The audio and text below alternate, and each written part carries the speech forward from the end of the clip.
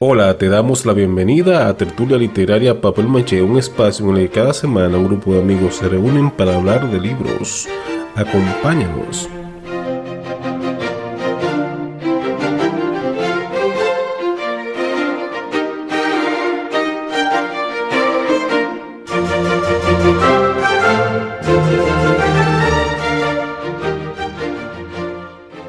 En este episodio conversamos con Oscar Sasso y Daisy Toussaint sobre la novela Operación Azabache.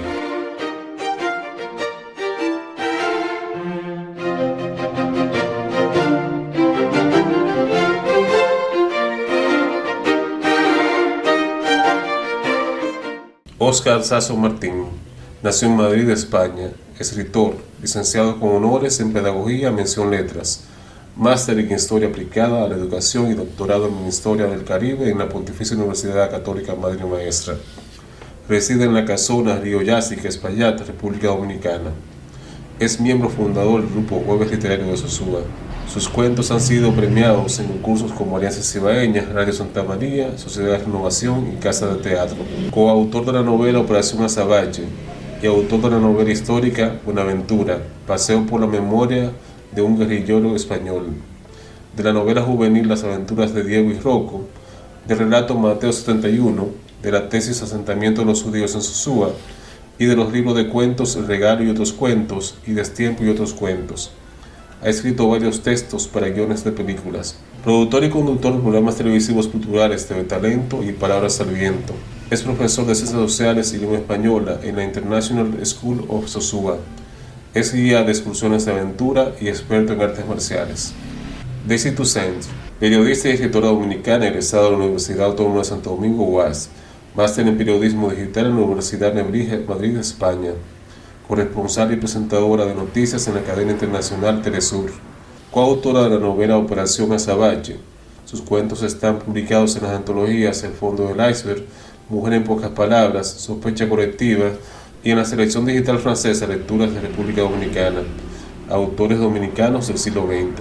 En la revista digital Miniatura en España, en Trazos, en Afro-Hispanic Review y Voces del Caribe en Estados Unidos, y sus artículos aparecen publicados en los periódicos dominicanos Hoy Digital y Acento.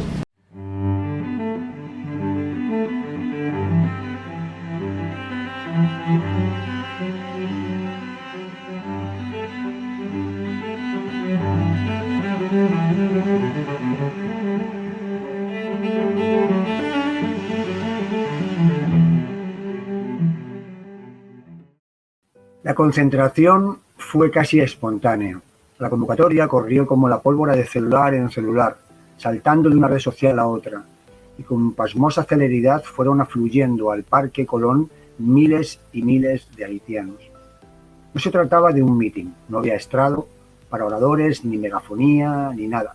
Solo gente sin dirección ni objetivo determinado. Solo una multitud negra con la urgencia de congregarse, de sentirse unida, dispuesta y decidida a lo que fuera. De momento todo era pacífico y la policía se abstuvo de intervenir. Iban llegando e incorporándose a la gran manifestación que se fue multiplicando a cada minuto que pasaba. De todos los puntos de la ciudad acudían como si de un llamado inapelable se tratara. Ya decenas de reporteros de canales nacionales e incluso corresponsales de cadenas extranjeras habían llegado a filmar la gigantesca concentración. Se gritaban consignas a favor de Lafayette y en contra de la discriminación. Poco a poco se iban improvisando eslogans que enseguida eran coreados de un lado a otro de la plaza. Varias compañías de las fuerzas del orden y algunas patrullas mixtas de militares acordonaban el área cercando desde la calle Arzobispo Meriño hasta la Isabel la Católica y desde el Arzobispo Noel hasta la Mella. Por el momento sin orden de intervenir, pero las autoridades temían que en cualquier instante se desatara el caos. Una masa de miles de personas enardecidas puede ser imprevisible. Si de pronto la manifestación tomara tintes violentos, sería muy difícil controlar a tanta gente. Y una vez metidos en harina, el vandalismo, los enfrentamientos armados y los saqueos bien podrían decir presente. Y tal y como estaban las cosas, no bastaría con un par de compañías de policías antidisturbios. Tendría que ser a tiro limpio y de seguro eso convertiría en una batalla campal. El propio presidente veía espantado las imágenes en la televisión. El ministro de Interior y Policía le pedía instrucciones, unas instrucciones que ninguno sabía dar a ciencia cierta. Si solo era eso, una concentración pacífica, era mejor no intervenir. por mucho que fuera ilegal, pues no se había solicitado el permiso correspondiente. La disolución por la fuerza sería como prender la mecha del caos. El presidente pidió refuerzos militares al Ministerio de las Fuerzas Armadas, que ordenó permanecer en máxima alerta, pero de momento sin orden de intervenir. Albert estaba tan emocionado como el resto de los concentrados. Él no iba armado, pero pudo observar a muchos manifestantes que más o menos disimulados portaban armas, tanto blancas como de fuego. Arrastrado por las sensaciones y emociones generalizadas, a Albert aquella muchedumbre le hacía pensar que esos cuantos miles de personas eran todo un país, toda una doctrina, toda una razón. Al abrigo engañoso de la multitud se había cobrado fuerza, mientras que poco a poco se desvanecía el miedo a la policía. Los manifestantes mostraban cada vez más signos de arrogancia frente a unas fuerzas del orden perchadas con chalecos blindados, cascos y armas listas para disparar en cuanto se diera la orden. La marea humana comenzó a desplazarse como si de un animal enorme se tratara. La muchedumbre, ajena al tremendo calor, coreaba una frase reivindicativa como si de una sola voz se tratara para cambiar a otra de manera espontánea.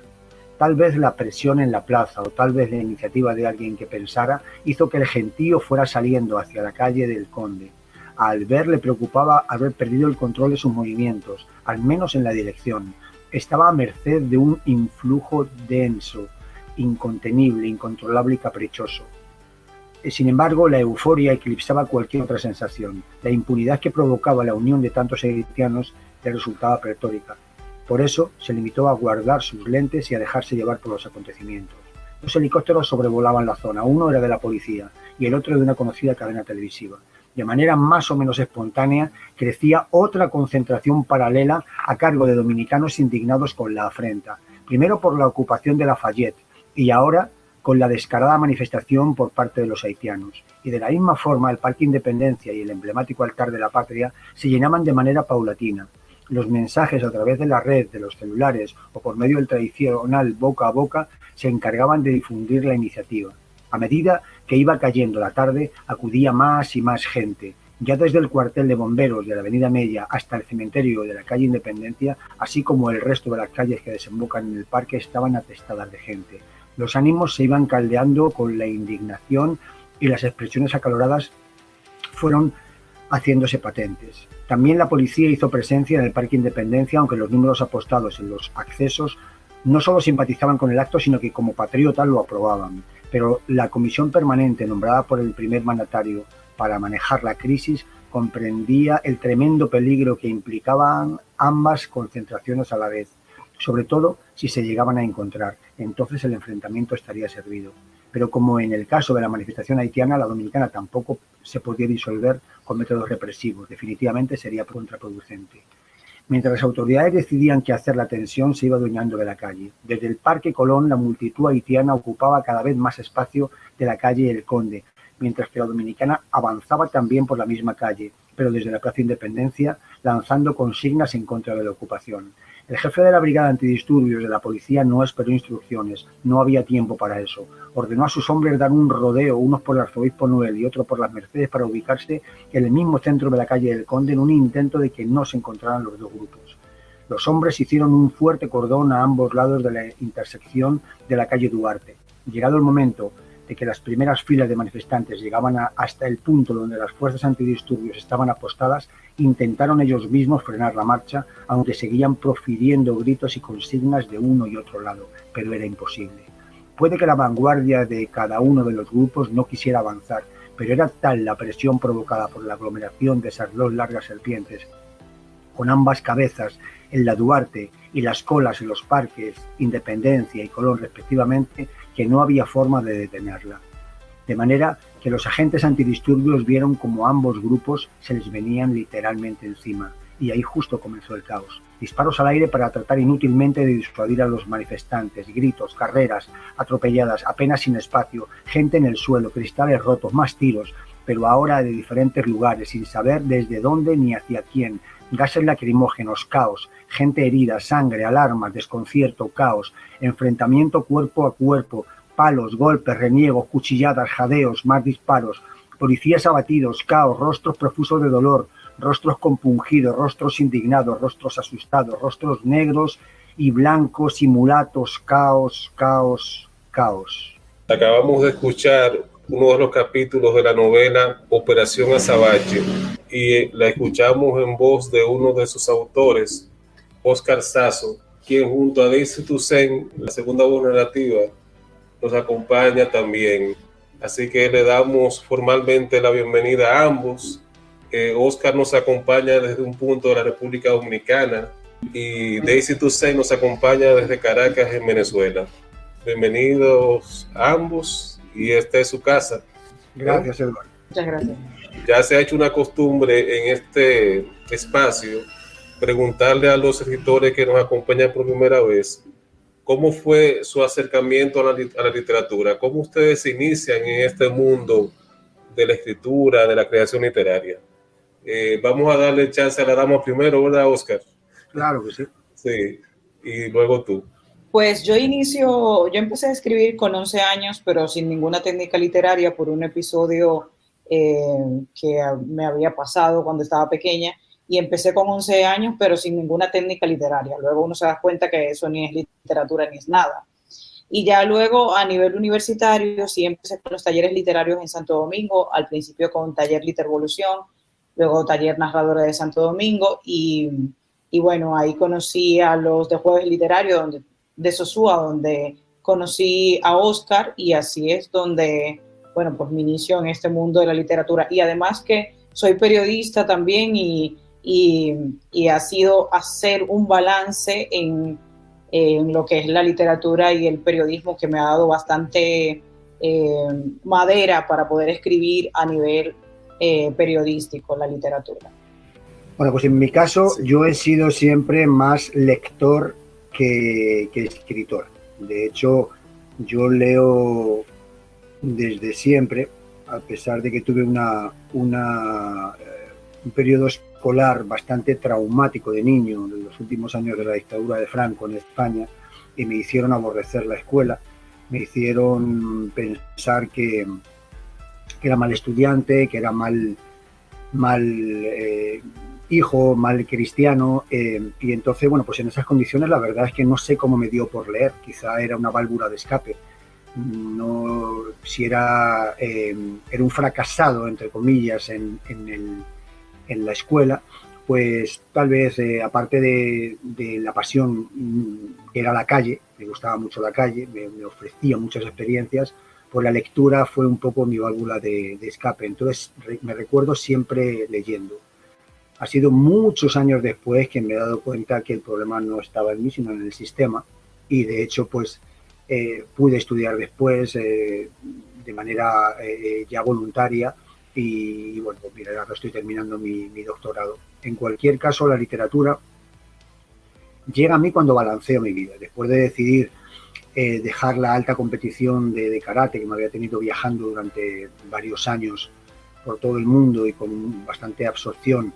Cuando decido también cambiar de país y vengo a la República Dominicana, tardo un tiempo en estabilizar, en equilibrar. El cambiar de país siempre produce unas alteraciones porque son reglas del juego diferentes, y la verdad es que me costó trabajo equilibrarme. Cuando yo ya consigo balancear un poco todo, y es cuando yo ya empiezo a dar alas a las ganas que tenía de escribir historias en vez de leerlas. Siempre las leí, pero pensé que tenía que decir. Y entonces empecé a hacer pinitos con poemas malísimos y con historias que me parecía que es que había que contar. Y por ahí arranqué a escribir, y me di cuenta que tenía cierta facilidad. Podía plasmar fácilmente las ideas, le daba cierto ritmo y procuraba darle incluso cierta estética, que al final de cuentas eso es un poco arte. Yo, claro, empecé a escribir sin ninguna pretensión, pero finalmente, bueno, pues yo solo empecé como te digo, a producir, y después cuando encontré a gente que también le gustaba escribir, como son mis compañeros de Jueves Literarios de Sosúa, Marmesón, Ramón, etcétera, pues entonces ahí ya pude organizar un poco y sistematizar un poco lo que es la escritura, y bueno, pues hasta ahora ese ha sido un poco mi inicio. ¿Cuándo y cómo surge la idea de Operación Azabache? Pues la verdad es que eran dos novelas completamente independientes, o sea, dos historias completamente independientes. Yo tenía una deuda histórica con mi familia para escribir la historia basada en las plantaciones, la esclavitud, sobre todo basado en la vida de Toussaint Louverture, y que soy descendiente directa de Toussaint. Entonces ese era como, digamos, la deuda que tenía por parte de la familia, escribir un libro sobre esta historia.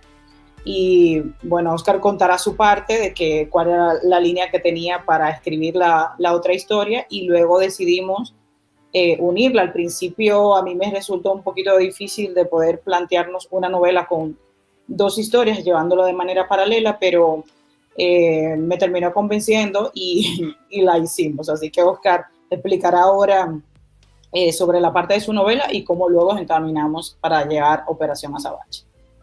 A mí me parece que vivimos muy cerca, a unas cuantas horas de Haití, y Haití es un lugar emblemático, es un lugar que antropológicamente tiene mucho que decir, y para la literatura es súper rico.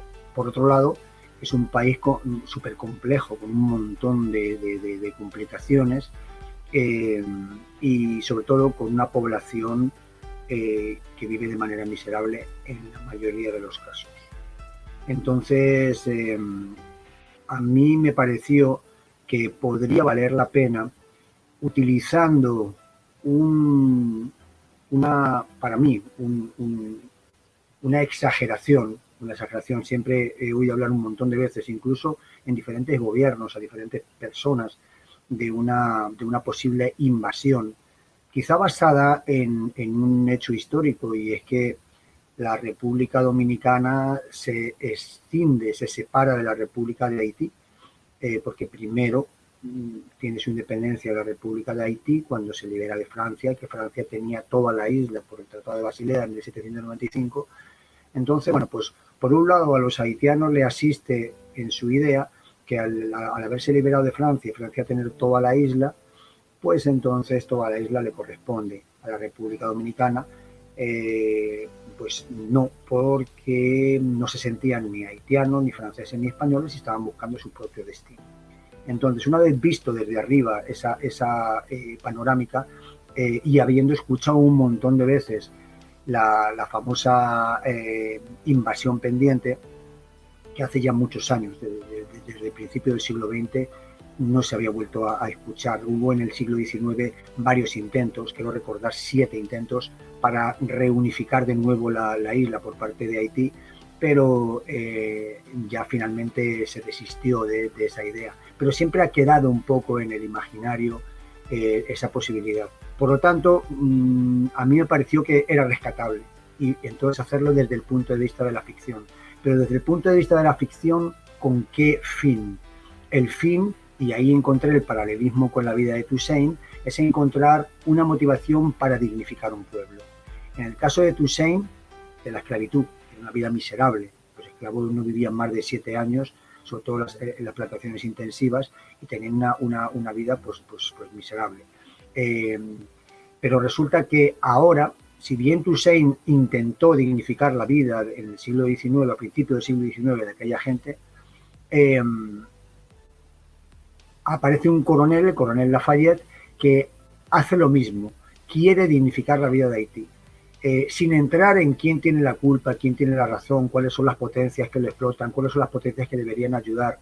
Se habla mucho de una deuda pendiente con Francia, pues porque la deuda que se asumió para que pudieran reconocer a Haití como un país independiente era todo el dinero del mundo en aquella época, y no podían pagarlo de ninguna manera. Pero tiene responsabilidad Estados Unidos, que ha explotado de lo lindo, e incluso Canadá. Hoy mismo, un país en la miseria, pero resulta que hay algo de materiales, hay algo de oro, hay algo de plata, iridio, y ahora se ha descubierto algo de petróleo. Entonces, Haití no tiene derecho a salir adelante, pero realmente tiene derecho a salir adelante. Quiero decir que las potencias están, coqueteando con la idea de cómo ayudar a Haití, pero también de cómo explotarlo. Entonces es un problema muy complejo porque en Haití no hay instituciones, no hay institucionalidad y es muy difícil salir adelante así. Entonces, claro, se dice, quieren cargarlo sobre la República Dominicana. A todas luces es imposible. La República Dominicana no tiene recursos, por mucho que compartamos la misma isla, no hay recursos para poder cargar o solucionar el problema de Haití. Pero sí, de alguna forma, hay cierta responsabilidad pues, porque vivimos en la misma isla. Entonces, hay todo un galimatías ahí y a mí me pareció que era interesante que alguien, un tipo estudiado, un tipo leído como este tal coronel Lafayette, un tipo ficticio, toma las riendas y organiza una operación que si bien al principio parece alocada y parece un poco a lo desesperada, un poco suicida, no lo es para nada. Ahí hay grupos económicos, hay un complot, digamos, y hay una red internacional con ciertos intereses y él, con la ayuda de un actor norteamericano altruista, ha organizado la operación para tratar de dignificar la vida de un pueblo. Es una operación compleja, pero a medida que se va avanzando en el libro, pues se va uno dando cuenta de por dónde van los tiros. Pero mientras tanto, pues de manera absolutamente ficticia, se juega con este acontecimiento político por un lado e histórico por otro, para hacer ese paralelismo que hablaba Daisy de dos personas en diferentes épocas tratando de dignificar la vida de un pueblo que vive una vida miserable. Ya hablando un poco del proceso de escritura de la novela, cuéntenos un poquito de cómo fue eso, porque esta es una novela a dos voces, o sea, hay dos voces narrativas, dos autores. ¿Ustedes, cada uno trabajaba por su lado lo que le tocaba o se reunían? Explíquenos un poquito de cómo fue ese proceso, que creo que es interesante para los amigos oyentes. Hussein, ¿vas a hablar de cuando yo quería utilizar la violencia contigo? Lo que pasa, sí, porque ha tenido muy poca paciencia conmigo. La verdad, preparamos un guión para hacer, como eran dos historias, iba a ir narrada de manera paralela. Preparamos un guión de cómo íbamos a introducir la parte histórica, porque la novela era política ficción con la parte histórica como pensamiento del personaje principal. Entonces teníamos que meterlo en ensoñaciones. Y entonces lo que hicimos fue crear un esquema de cómo íbamos a ir introduciendo los capítulos actualidad, historia, y entonces en base a eso empezamos a escribir. Y claro, Oscar narraba a un lado, yo narraba a otro, luego así nos combinábamos, pero sí, tenía muy poca paciencia conmigo porque él en el fondo lleva mucho más años de lector que yo, mucho más años de escritor que yo y tiene mejores técnicas de escritura también, entonces para mí fue un poquito lento y un poquito tedioso porque había que ir narrando a dos voces, que no es nada fácil, pero y que luego fue una corrección en paralelo en que yo podía verificar el texto que escribía Oscar y entonces podía también agregar algo y viceversa, porque también hay un elemento importante en esto, que aunque hablábamos de un tema histórico que tenía que ver con hechos de mi familia y con historia oral, Oscar es historiador, que también ha estudiado la historia de la esclavitud y la plantación, entonces era elemento a constatar. Y algo que nos llevó a preparar sobre todo la parte histórica fue leer mucho sobre la historia de la esclavitud en toda la isla, las plantaciones, entonces fueron bastantes libros los que tuvimos que compartirnos para poder, por lo menos en la parte histórica, que no falláramos en un dato, en una fecha, y aunque era novela, o sea, historia novelada, por lo menos mantener el rigor de la historia. Oscar, entonces, qué bueno que el asunto no llegó a la violencia con lo de la paciencia, porque me imagino, lo que pasa es que escribir es un acto solitario, ¿verdad? Sí. El escritor se aísla y se meten como en una burbuja y es una actividad bastante, digamos, individual. ¿Cómo fue esa experiencia para ti? De escribir junto con otra persona ahí. La verdad es que la idea de la novela histórica o la parte histórica era de ella, como te he dicho antes, tenía una deuda pendiente y a mí me parece que podía encajar bastante bien. Aparte es que me encanta, ya he escrito bastantes cuentos históricos y algunas novelas históricas y la verdad es que me gusta mucho utilizar a personajes reales o acontecimientos reales en lo que es la ficción. Era un poco delicado todo. Mira, era delicado porque, como dice ella, hay que tener mucho rigor y hay que leer mucho para estar seguro de todo lo que se está escribiendo a nivel histórico. Pero a nivel de política ficción también es delicado porque es un tema que produce urticarias, que produce ronchas, que produce... de verdad nos hemos encontrado con detractores, con gente ofendida incluso. No se trata más que de política ficción, de literatura, o sea, no es nada, no es dando ideas, porque primero jamás pienso que sería ni siquiera, es que de verdad yo nunca he oído hablar a un haitiano de invasión, nunca, siempre le he oído hablar a dominicanos, no me parece que sea posible. Bastantes problemas tienen ellos como para meterse en un berenjenal, y de alguna forma, si hay una invasión, es una invasión pues como está pasando en todo el mundo, a través de migraciones, gente que no tiene de dónde. Cuando tú no tienes cómo operar a tu madre, o cómo comprar medicinas, o cómo comprar comida para tus hijos, pues tú te mueves, tú te montas en una yola y te vas a Puerto Rico, o tú te sales de Siria para que no te coja el Estado Islámico y como comunidad a lo mejor cristiana te ponga a satisfacer los deseos sexuales de los soldados de la revolución, y te escapas y te conviertes en una maldita inmigrante de cualquier país de Europa, o un haitiano que no tiene muchas posibilidades con la que está cayendo en Haití y decide pasar a la República Dominicana, y aunque sea picar piedra o trabajar en una construcción, pero por lo menos puede mandar algo. Es decir, yo no lo estoy justificando, pero me parece que es que eso está pasando en todo el mundo. Todos los países tienen derecho a regular las migraciones, pero me parece que es un acontecimiento que está sucediendo. Entonces, si la invasión es esa, es gente que se mueve de un lado a otro, pues tal vez, pero invasión así de armada, de verdad me parece pues eso, una película que nos inventamos pues para justificar el llamar la atención sobre un pueblo que está viviendo de forma miserable, y luego meter un thriller de mucha acción, muy peliculero, de unas fuerzas armadas de élite dominicanas que trabajan bastante bien, de unas conversaciones.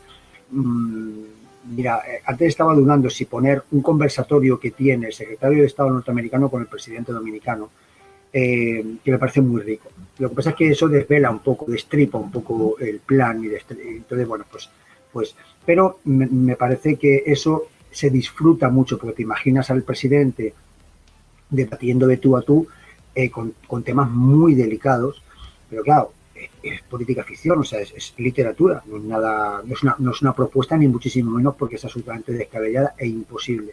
Sin embargo, de verdad que nos han hecho mucho vacío en algunos aspectos, y en otros no sé, gente airada y gente como dolida con todo esto. Me parece que sin motivo, pero bueno, de cada uno. Bueno, que aparecen unos nacionalistas ahí y bueno, el nacionalismo, tú como europeo debes saber que tiene una connotación muy negativa, por lo menos en Europa, por la guerra que ha provocado ese nacionalismo. Hay un límite, Eduard, hay un límite. El límite lo establece lo que es la identidad, que me parece que es saludable y que es interesante que cada uno le guste su gastronomía, su baile, su folclore, eso es saludable. Y otra es el patriotismo exagerado, el ultranacionalismo, el pensar que lo tuyo es lo mejor y que lo demás no sirve, porque de verdad que las experiencias nos han llevado a la guerra de los Balcanes en Yugoslavia en el año 90-91, o a lo que pasó anteriormente, me parece que es a lo que te referías, con Hitler en Alemania, Austria, Checoslovaquia, Polonia, etcétera, en el año 33 hasta el año 39, que estalla la guerra con la invasión de Polonia. Entonces, cuidado con esos nacionalismos. Está bien que te guste tu país, que te gusten tus costumbres, que te guste, que adores tu himno, tu bandera, eso está bien. Pero cuando empiezas a despreciar a los demás, yo creo que ya vivimos en un mundo en el que la tolerancia, la pluralidad, estamos muy globalizados. Yo creo que exacto, la globalización, exacto. Creo que vale la pena aprovecharse, conocer. Me gusta mucho la gastronomía de mi país, pero yo quiero probar también qué comen en Canadá o o los fromages de Francia que tanto presumen, pues déjame que los pruebe, porque digo, no, es que como el manchego no hay nada. No, pero si es que ellos dicen que tienen un queso para cada día, pues seguro que hay alguno de esos 365 quesos que me encanta. ¿Y por qué no voy a probarlo? Porque el mío es el mejor, quizá el mío me gusta. Entonces digamos, la identidad es, me encanta el queso manchego. El ultranacionalismo sería, lo demás es no sirve. O sea, lo que sirve es el mío, lo demás no, ni que lo intenten.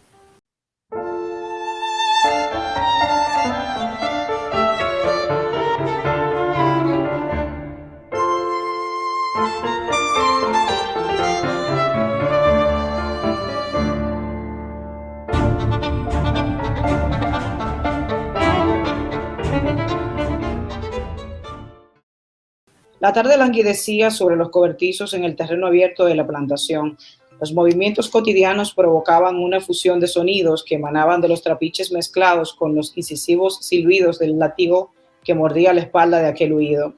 Pareciera que el sol se escondía avergonzado, permitiendo que las sombras ocultaran aquella piel sudada y sangrienta del negro castigado. Algunos colonos, con sus blancas pelucas y sus estrambóticas indumentarias, indispensables para la cena, se acercaban curiosos a los ventanales de la casona para presenciar el sórdido y sin embargo habitual acontecimiento en la explanada. La celeridad de los atardeceres tropicales permitió que por el este el horizonte vomitara una luna grande y redonda, que en cierto modo arremetió contra la oscuridad. Entonces se percibieron en el aire percutantes resonancias procedentes de los timbales del viejo brujo Tingó, evocando a sus dioses con motivo de la luna llena.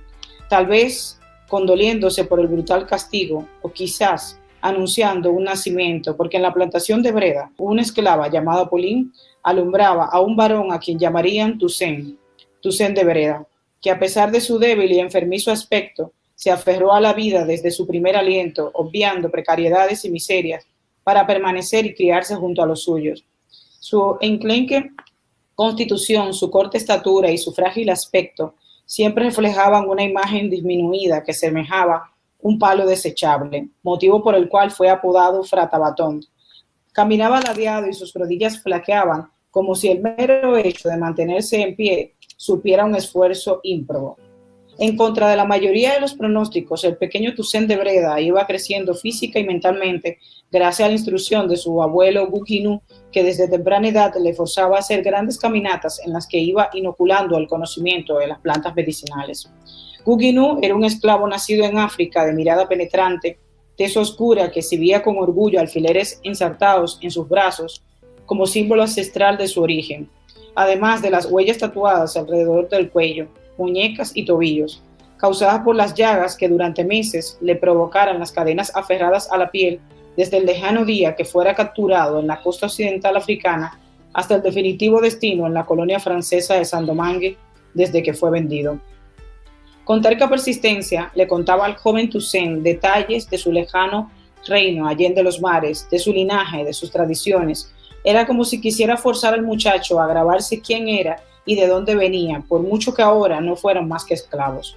Le contaba que le cazaron como si se hubiera tratado de una alimaña, de su cautiverio y sobre todo de aquella horrorosa e interminable travesía encadenado a otros 250 desgraciados que como él viajaban con grilletes, acostados de perfil, cuerpo con cuerpo en aquellas plataformas de madera que atravesaban la bodega del barco negrero desde la proa hasta la popa, deliberadamente inclinadas para que escurrieran los vómitos, los orines y las defecaciones hacia una canaleta conectada a un gran balde que la marinería vaciaba la mar cuando rebosaba.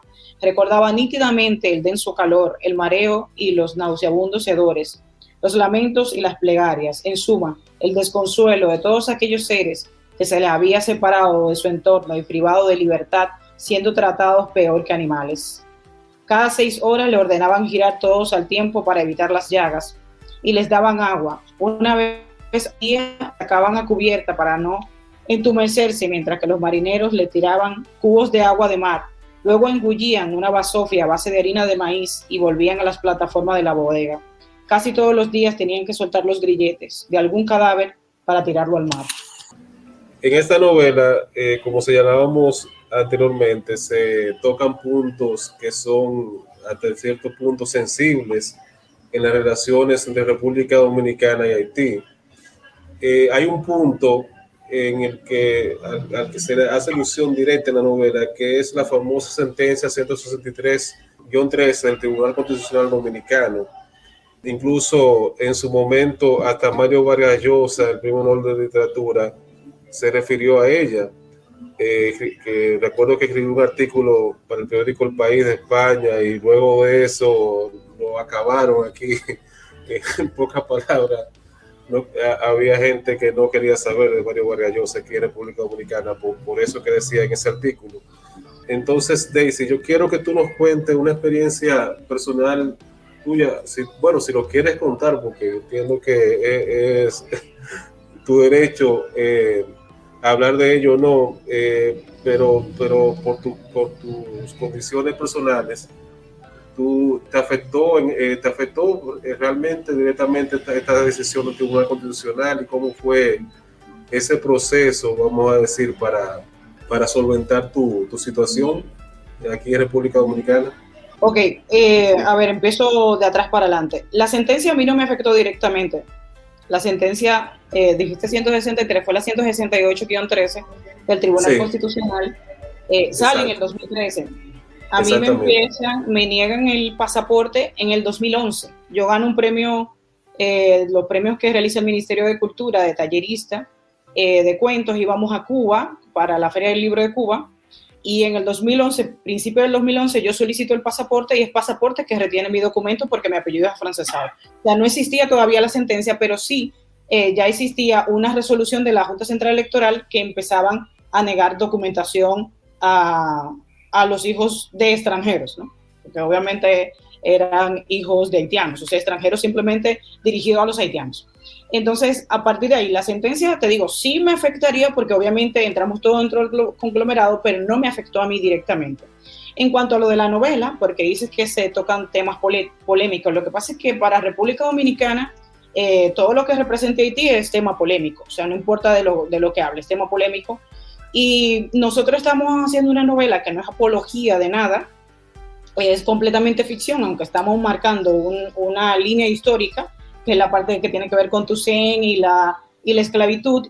Y obviamente, si nosotros hacemos una línea de tiempo que va entre 2015 y 2017, no podíamos dejar de tocar un tema tan importante para lo que se estaba viviendo, digamos, en el panorama político, social dentro de la novela, de tocar la sentencia, porque por más ficción que sea una novela, tiene que ser verosímil. Entonces, hicimos una novela de política ficción dentro de unos años que abarcaba más o menos 2015-2017, entonces era imposible no señalar ese hecho como parte de la problemática que se estaba viviendo dentro del contexto de la novela. El artículo que menciona de Vargas Llosa, que fue muy atacado, porque como digo, todo el tema haitiano en República Dominicana es polémica.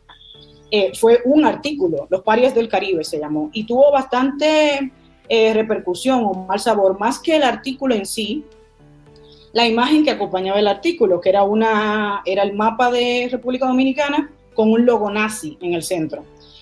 Y hablaba, ¿no?, del destierro, de la desnacionalización y todo esto, pero yo creo que lo que más causó eso, que fue muy agrio para la República Dominicana, fue más la imagen que acompañaba el artículo. Y bueno, hay una diferencia muy grande entre lo que hago como artículo periodístico, porque de hecho yo escribía para el periódico Hoy, también hablaba de artículo, un artículo de opinión donde estoy dando información, y otra cosa muy diferente es en la literatura, cuando estoy contando ficción.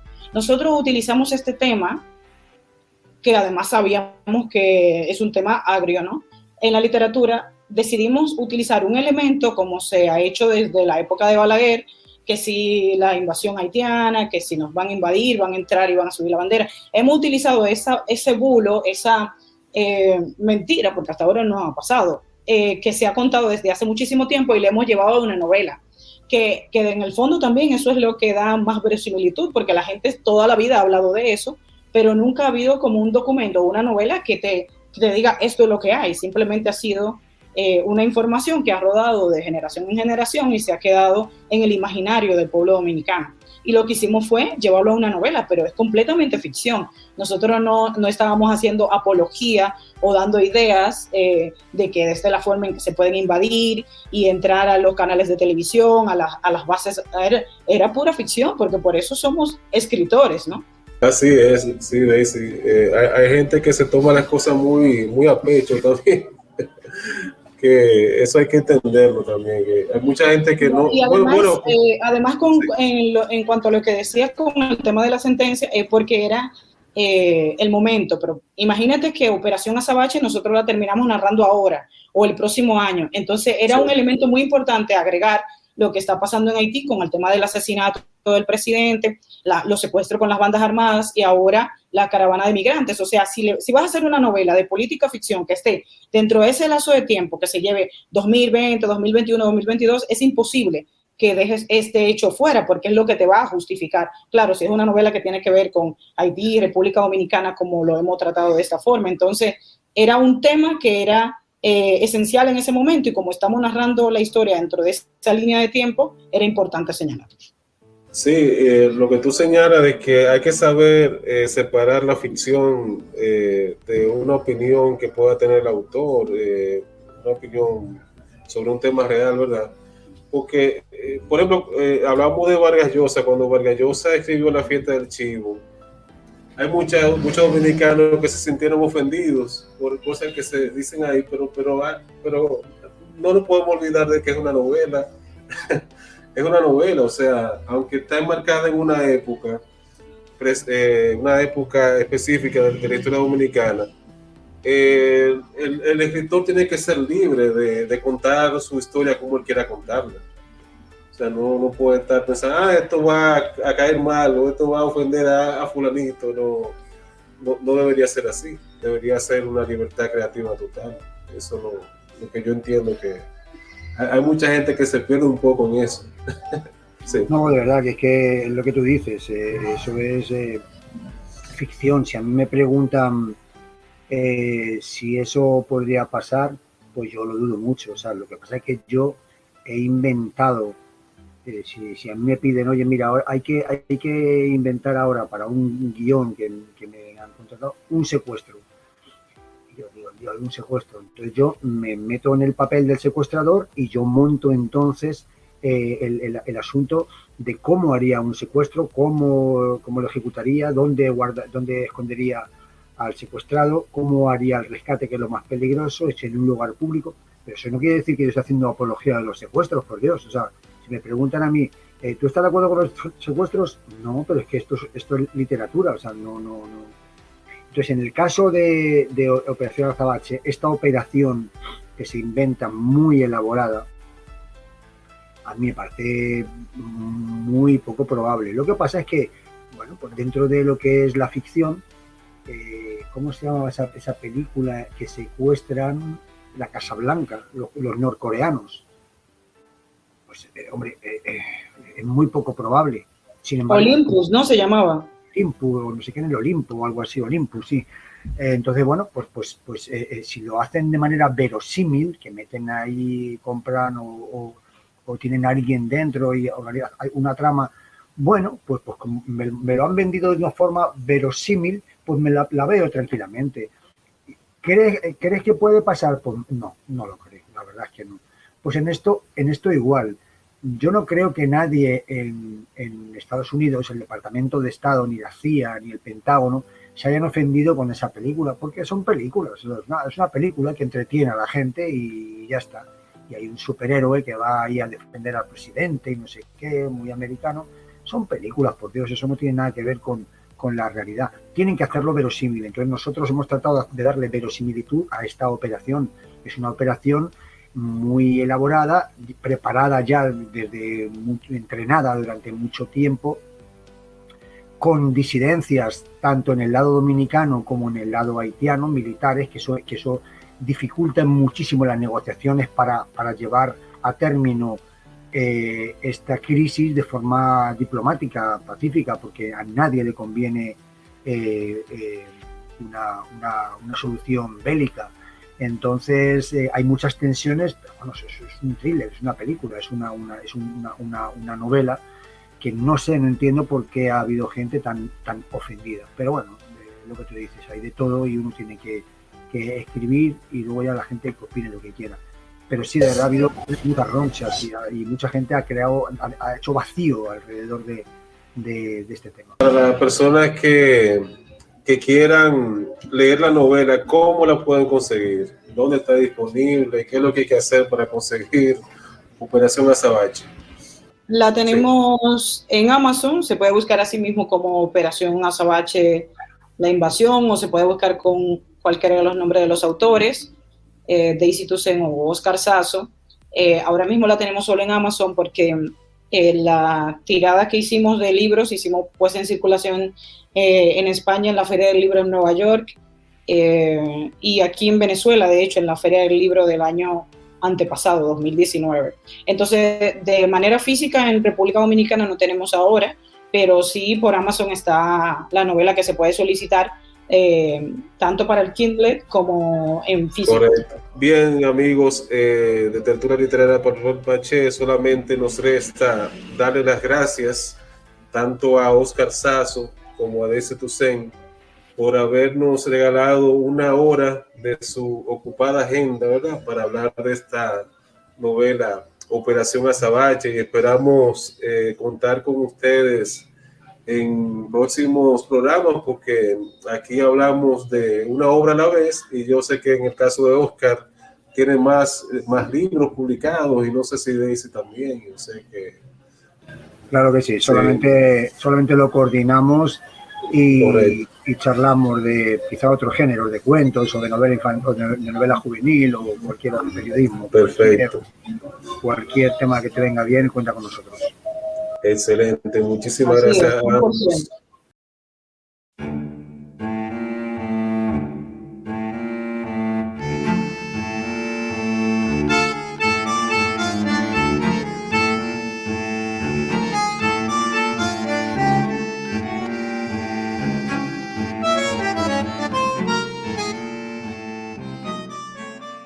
Y de esta manera ponemos punto final a otro episodio de Tertulia Literaria Papel Maché.